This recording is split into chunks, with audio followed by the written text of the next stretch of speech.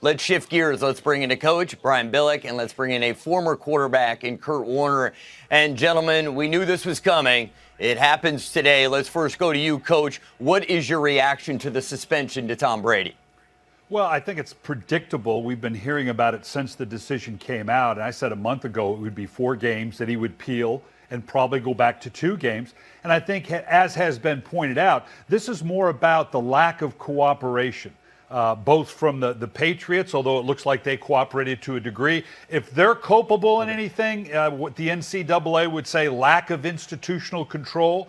I'll be honest with you.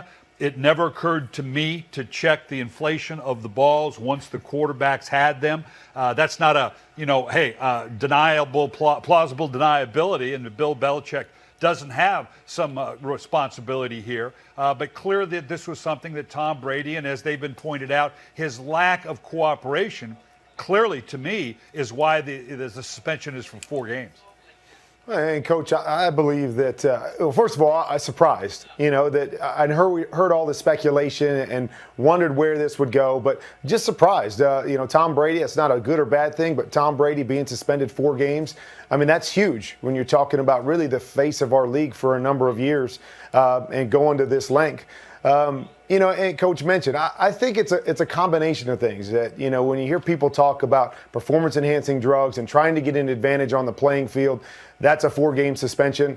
I think you can look at this exactly the same way, is that a guy trying to get an advantage on the football field. And I say that with speculation because we look at the Wells report and there's a lot of circumstantial evidence, but obviously I believe the people felt he was involved, directly involved, tried to get an advantage, thus the 4 games. And then, as Coach mentioned, not cooperating fully with the investigation, I think can lend itself to that. But overall, just surprised that we're seeing a guy like Tom Brady suspended 4 games.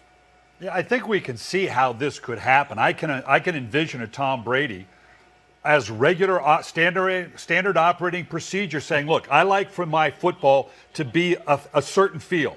And if you're warming up and going, no, I don't like, I want this more, I want this less, pleading ignorance. Well, I didn't know they were doing it above or below the level. This is just the way I like it. But I think the fact that there was more interaction that way, the fact that he wouldn't give up the emails, and I think we would all be uncomfortable doing that.